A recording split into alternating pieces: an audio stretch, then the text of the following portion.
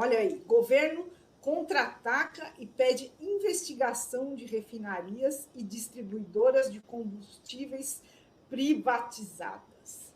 Estudo aponta que maior participação privada no setor levou a aumento da margem de lucro, sem vantagens para a população.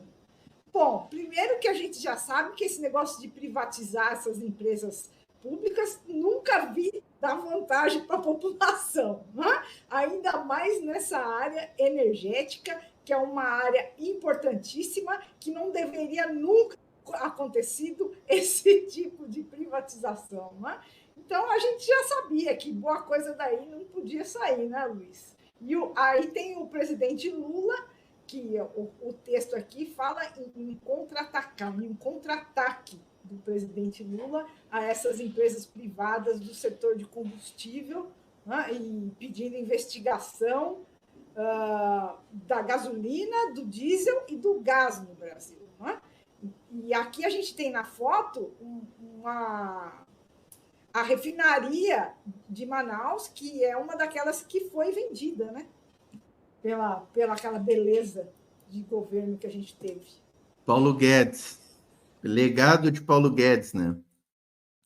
Lina, assim, acho que essa notícia tem vários elementos para a gente abordar, né? O primeiro deles é esse que tu trouxe, que eu sempre digo, assim, quando vem à tona o tema Petrobras, eu digo, não tem como falar em Petrobras sem a gente fazer uma preliminar sempre. Preliminarmente, a Petrobras tem que ser reestatizada, tá? Esse é o primeiro ponto. Começa assim o debate. Depois a gente vai discutir, é muito dividendo, é pouco, porque assim, se for reestatizada, acabou o dividendo. Então, tu tem que fazer essa preliminar para já deixar clara a posição, né? Segundo ponto, né? A questão dos preços dos combustíveis, né, Lina, no Brasil. Tá caro demais o combustível. E eu já desconfiava há muito tempo que um dos motivos do combustível, da gasolina, o diesel não tanto porque a gente importa bastante diesel ainda, mas a gasolina e o etanol não tem por que estar tão caro. E um dos motivos certamente era essa questão das distribuidoras. E qual é o problema aqui das distribuidoras, né? Um deles é exatamente a venda da BR distribuidora pelo tragédia que foi o Bolsonaro e o Paulo Guedes, né? Eles venderam a BR distribuidora, que eram aqueles postos maravilhosos. Eu só botava gasolina naqueles postos, verdinho e amarelo. Eu procurava só eles. Eu nunca botava na Texaco, na Shell, na Ipiranga. Não, era só nos postos BR. Era tão gostoso ter nos postos BR, né? Sabendo que tu estava dando teu dinheirinho ali para a Petrobras, né?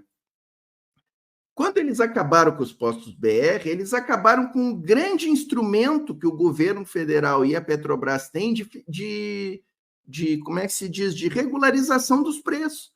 Porque se os postos BR, que são a maioria dos postos, né, em cada cidade grande, deve ter 2 postos BR para cada um posto das outras, né? Então, se os postos BR botam a gasolina num preço X, as outras vão ter que ir atrás, não tem como, não tem jeito de sair disso aí. E aí, assim, Alina, no último aumento que a Petrobras fez agora dos combustíveis, há uns 2, 3 meses atrás, aumentou 5%, alguma coisa assim, o preço das refinarias, né, da Petrobras. E aí, o que aconteceu? A gasolina estava aqui no posto perto da minha casa, R$ 5,99, tá? Não, 5,85, alguma coisa assim. No dia seguinte desse aumento, eu saí de casa e fui ver, estava 6,25 a gasolina. Eu pensei, mas vem cá, como é que aumentou 40 centavos a gasolina? Sendo que nem tinha chegado ainda o combustível com aumento, né? Eles ainda estavam com o estoque, não precisava nem ter aumentado, se eles fossem honestos, né? Aí o que aconteceu? Foi a 6,25, e aí cada semana abaixou um pouquinho mais, e agora está 5,99 de novo. Agora está o preço que deveria, preço normal, com o aumento ali que a Petrobras trouxe. Ou seja, eles ficaram várias semanas ganhando rios de dinheiro jogando a gasolina lá em cima, o preço, né? E essa matéria aqui está confirmando isso, que quem está ganhando dinheiro, quem está aumentando o preço com as margens de lucro, é o setor privado. Tanto as refinarias, que tu trouxesse aí a de Manaus lá, tem a da Bahia, né, a Landulfo Alves lá, a Relan, que foi a refinaria que o Bolsonaro entregou, Bolsonaro e Paulo Guedes, não podemos deixar nunca o Paulo Guedes de fora, que essa dupla de cafajestes, inimigos do Brasil, entregaram para os árabes do fundo Mubadala em troca das joias, né?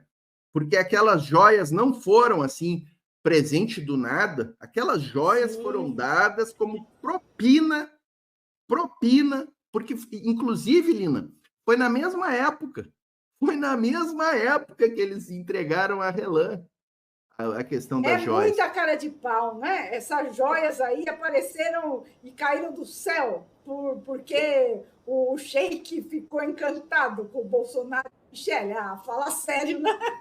Por favor, né? Por favor. Inclusive, tem mais, né? Quem trouxe as joias lá da Arábia foi o ministro das Minas e Energias. Gente, mais óbvio que isso é impossível. Mas então, assim, essa refinaria de Manaus e a da Bahia são as que vendem a gasolina muito mais caro, por exemplo, que a Refap aqui de Canoas, que é a nossa refinaria que a gente tem no Sul, que as refinarias do Rio de Janeiro, que ainda são da Petrobras. Eles vendem por... A gasolina da Bahia, Lina, de Salvador, diz que é a mais cara do Brasil. Aqui no Sul, a gasolina está 6 pila, 5 e pouco, 6 pila. Tá?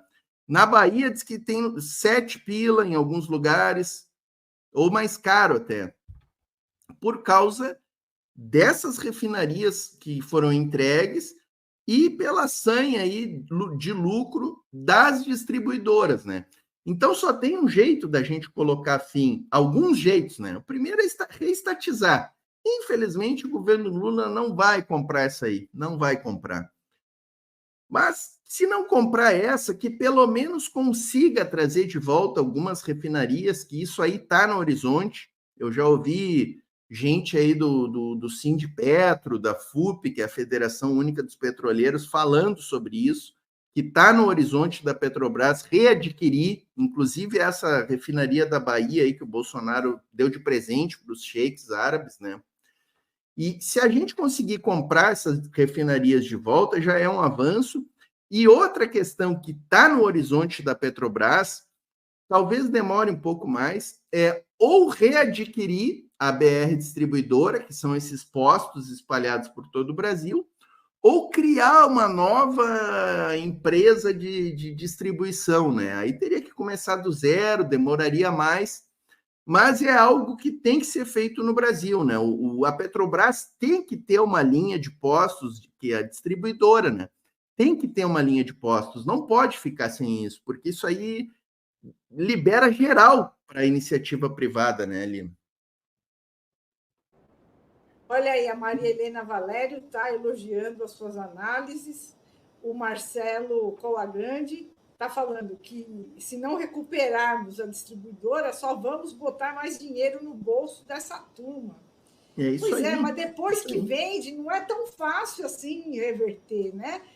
Não, mas tu sabe... problema que ficou aí para a gente agora, né?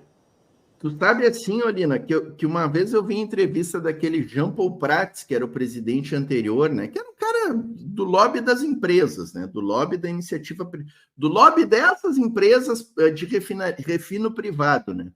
Mas mesmo ele, numa entrevista que eu assisti, disse que não é tão difícil da gente recomprar essa BR distribuidora e as próprias refinarias, porque ele diz que existe uma coisa na cadeia produtiva do petróleo no Brasil, e aqui eu até não vou saber explicar tão bem, mas ele diz que existe toda uma cadeia produtiva que uma coisa é a Petrobras ter uma refinaria no Amazonas e a rede de distribuição.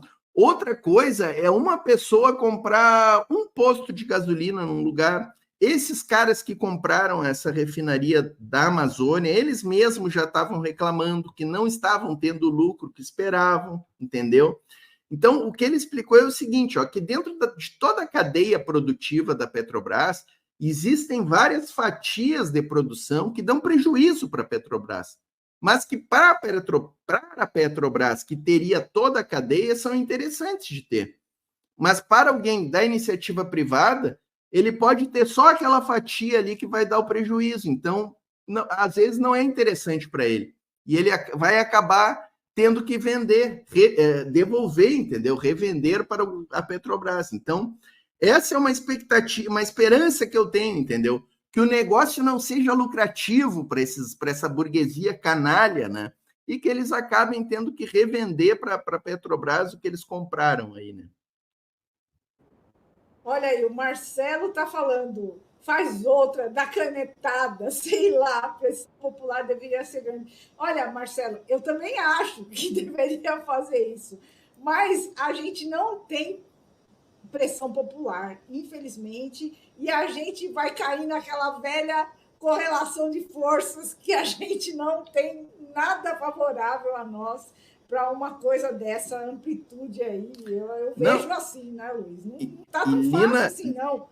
Esse Bolsonaro nunca deveria ter existido, mas esse horror.